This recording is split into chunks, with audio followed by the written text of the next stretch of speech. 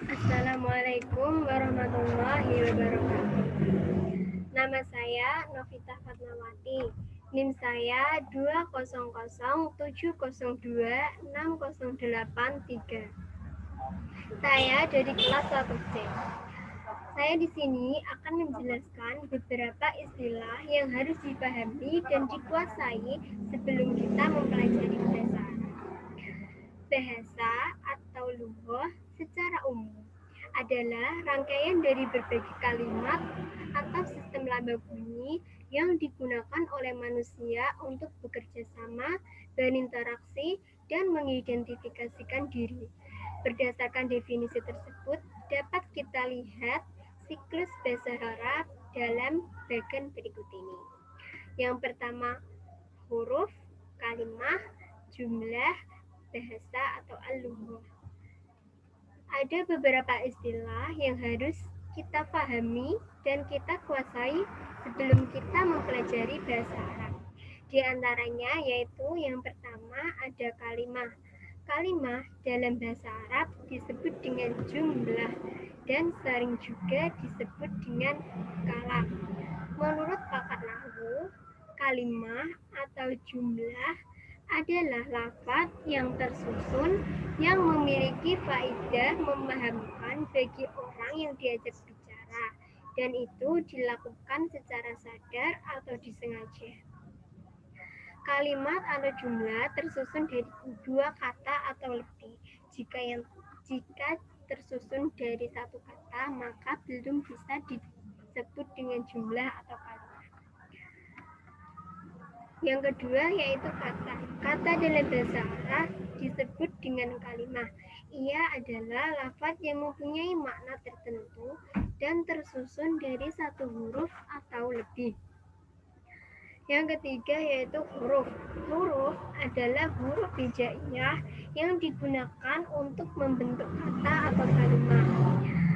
Yang terakhir yaitu lafaz. Lafaz yaitu suara yang di dalamnya terkandung sebagian huruf hijaiyah baik menunjukkan makna atau tidak.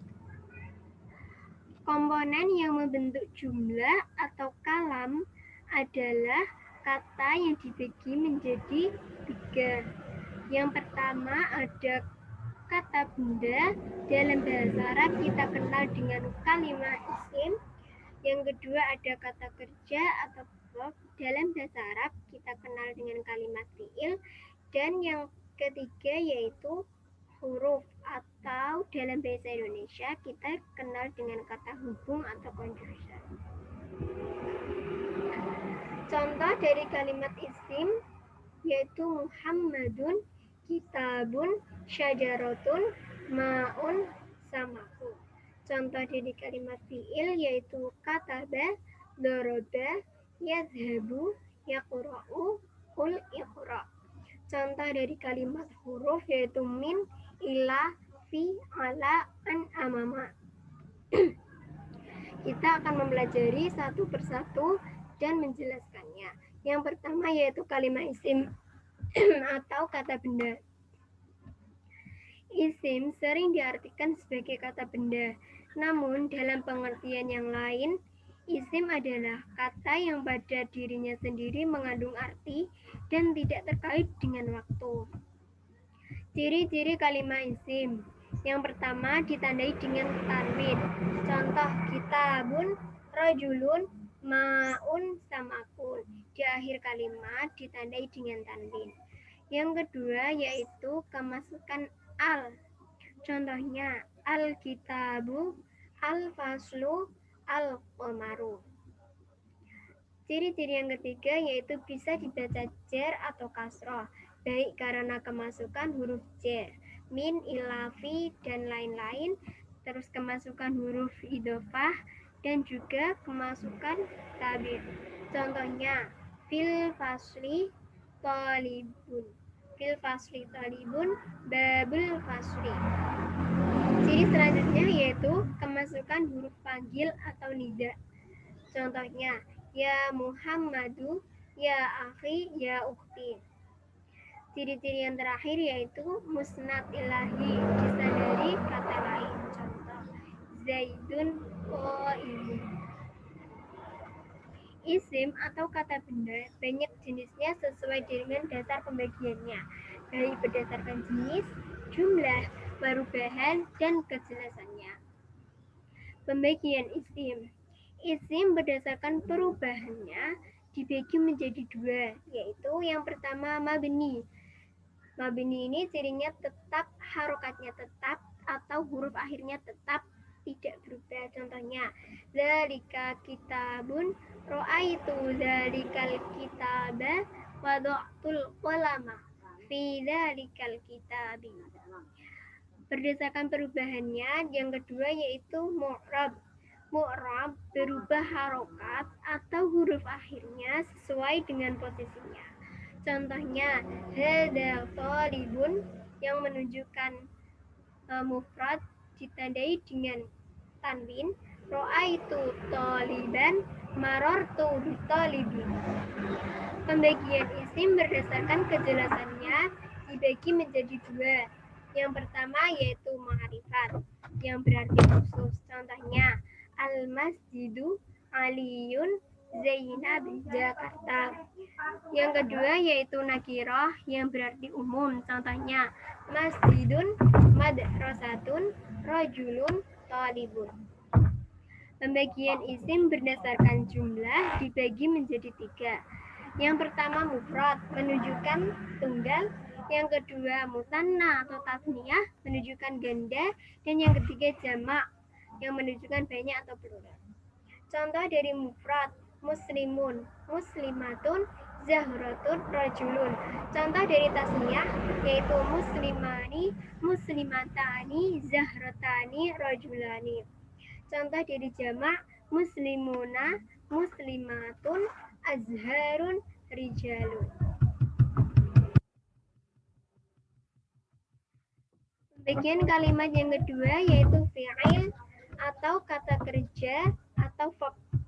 Fi'il sering diartikan sebagai kata kerja.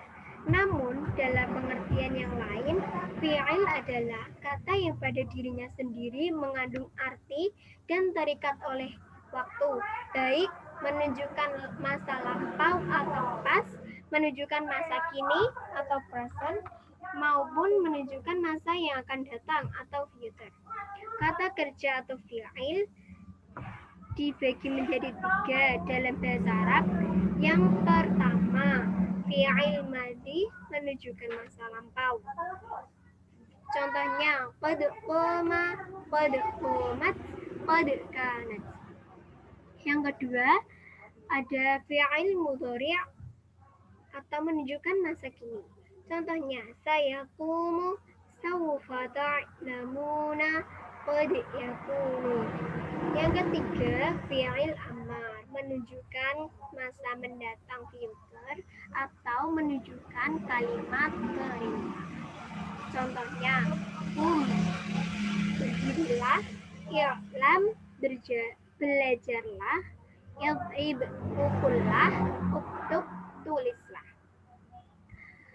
Ciri-ciri fi'il ada 4, yaitu kemasukan qad, kemasukan sa atau sin, kemasukan saufa, dan kemasukan tak taknis sakinah.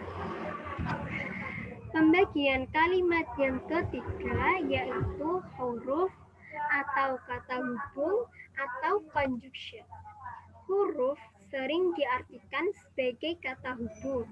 Namun, dalam pengertian yang lain, huruf adalah kalimat atau kata yang mengandung arti dapat dipahami maknanya jika digabung atau disandarkan dengan kata yang lain.